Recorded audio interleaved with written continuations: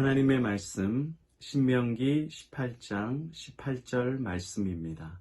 같이 읽겠습니다. 내가 그들의 형제 중에서 너와 같은 선지자 하나를 그들을 위하여 일으키고 내 말을 그 입에 두리니 내가 그에게 명령하는 것을 그가 무리에게 다 말하리라. 아멘. 예수님의 명령이 생명입니다. 그 말씀에 순종하는 자가 살아나고 불순종하는 자는 살았으나 죽은 것과 같아요. 예수님의 명령이 파워입니다. 예수님을 실제로 믿는 믿음이 세상을 이깁니다. 그의 명령에 순종하는 자가 승리와 기쁨과 복을 누리게 돼요. 그의 명령에 불순종하는 자는 반드시 망하게 됩니다. 이스라엘 백성들이 가나안 땅을 나와서 모세와 함께 할 때 항상 승리했죠. 그리고 모세 다음에 여호수아와 함께 할 때 항상 순종했습니다. 여호수아를 통해서 증거된 예수님의 말씀에 따라서 나아갈 때 자기들은 받아들이지 않고 이길 수 없다라고 생각하는 모든 문제들에 대해서 승리했어요. 그러나 아간이라는 자가 예수님의 말씀을 의심하고 자기의 탐욕이 더 앞세울 때에는 망하는 인생이 돼요.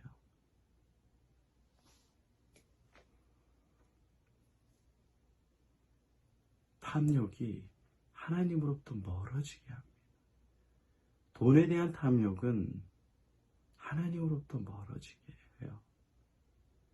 자식에 대한 탐욕,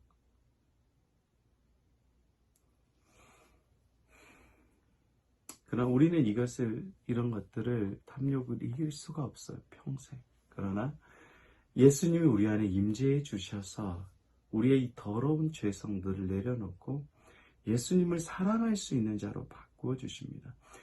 성령님이 우리 안에 들어오셔서 성령의 충만함을 주시고 명령에 순종하기 싫어하고 명령을 듣기 싫어하는 인생에서 명령을 듣고 싶고 명령을 순종하고 싶은 인생으로 바꾸어주는 거예요.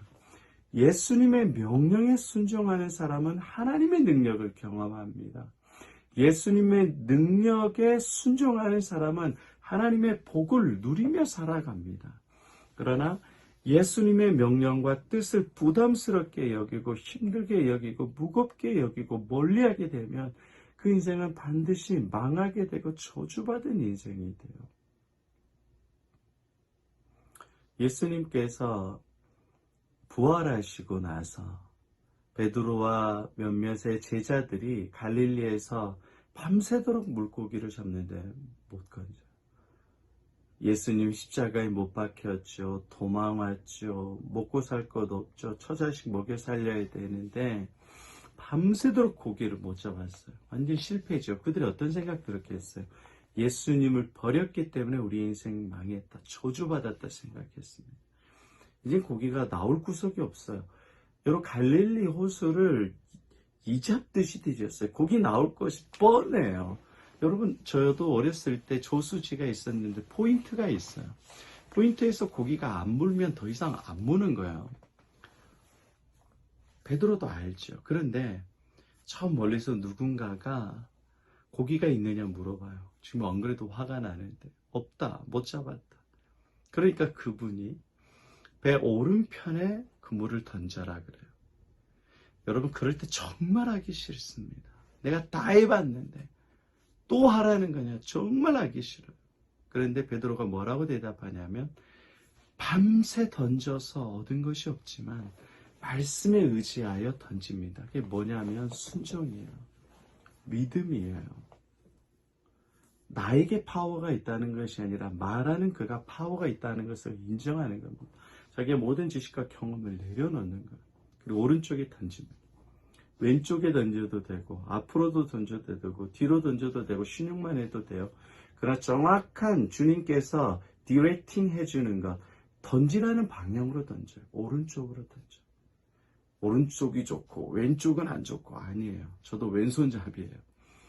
주님이 왼쪽이든 오른쪽이든 던지라는, 예수님이 던지라는 곳이 그게 생명이 있는 곳입니다. 주님이 던지라는 방향으로 던졌습니다. 그물이 찢어질도록 던져요. 그런데 베드로는 그 그물과 고기와 오른쪽에 집착하지 않아요. 누구에게 달려갑니까? 예수께 달려가고 예수께 엎드려요.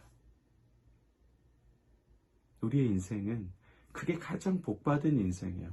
고기가 엄청 잡혔습니다. 이제 우리는 부자입니다. 아니에요. 그건 망하는 인생이에요. 예수께 달려가고 예수께 엎드리고 예수를 사랑하고 예수의 음성을 듣는 게 가장 성공하고 부유한 인생입니다. 주님의 명령, 주님의 파워에 순종하는 인생이 가장 복되고 행복하는 인생이에요.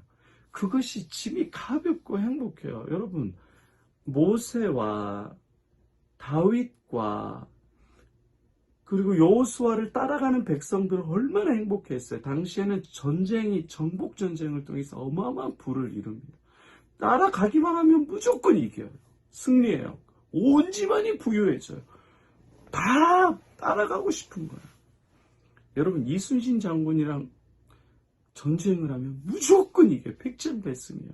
무조건 따라가는 거. 이기니까. 뭘 해도 이기니까. 예수님이랑 따라가는 거는 예수님이 다 작전, 계획, 해야 될 것들, 길을 다 만들어 주셨습니다. 예수님이 여러분에게 명령해 주시는 것, 말씀해 주시는 것, 내가 곧 길이요, 진리요, 생명이라고 말하는 것, 그의 말을 들으라고 말씀하시는 하나님의 말씀. 예수님의 말씀은 내 짐은 가볍고 내 멍에는 쉽다고 주님께서 말하고 있습니다. 예수님의 말씀은, 하나님의 말씀 가볍고 쉬워요. 능력이 여러분에게 없다는 걸 아니까 예수님이 다 행해 주셔요. 오른쪽으로 가라. 7바퀴를 돌아라. 매복해 있어라. 주님의 말에 순종만 하면 돼요. 주님이 여러분을 선교사로 안 보내요. 갈 사람 많아.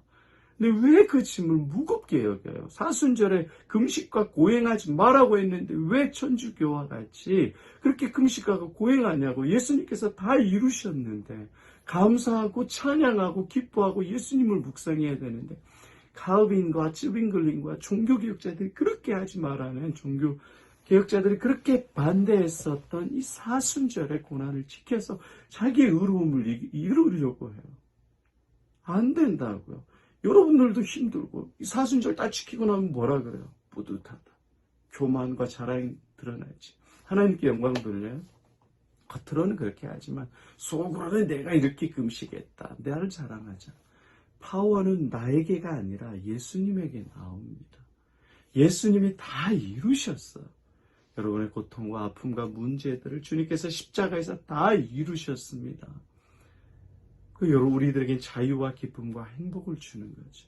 그 예수님이 우리에게 찾아올 때 우리가 주님을 위해서 생명도 드리고 싶고 물질도 드리고 싶고 땅끝까지 가서 복음을 증가하고 싶고 북한 땅에서도 복음을 자필게 뻔하게 알면서도 복음을 증가하고 싶어요.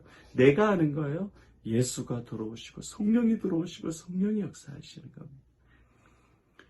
주님의 말씀에 순종하는 것은 가장 복되고 가장 가볍고 가장 행복한 일입니다.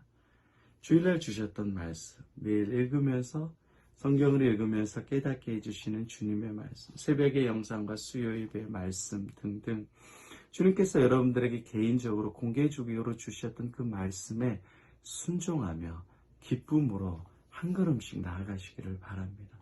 예수님이 여러분의 인생을 자유하게 하고 행복하게 하고 능력이 있게 하고 인생에 답을 주고 평안을 줍니다. 그런 놀라운 예수님이 주시는 은혜와 사랑을 누리는 저와 여러분 되시기를 축복합니다. 아멘. 나의 계획이 실패하고 나의 소망이 끊어질 때 삶의 주관자 되신 그분 앞에 나의 무릎을 꿇어 경배하네. 나의 삶을 그분께 맡길 때 너로서 나의 마음 평안해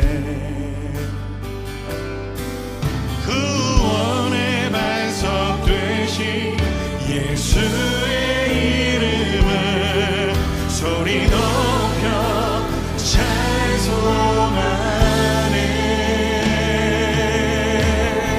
찬송하네 예수 이름 높이세 능력의 그 이름 예수 이름 높이세 구원의 그 이름 예수 이름을 부르는 자 예수 이름을 믿는 자 예수 이름 앞에 나오는 자 복이 있도다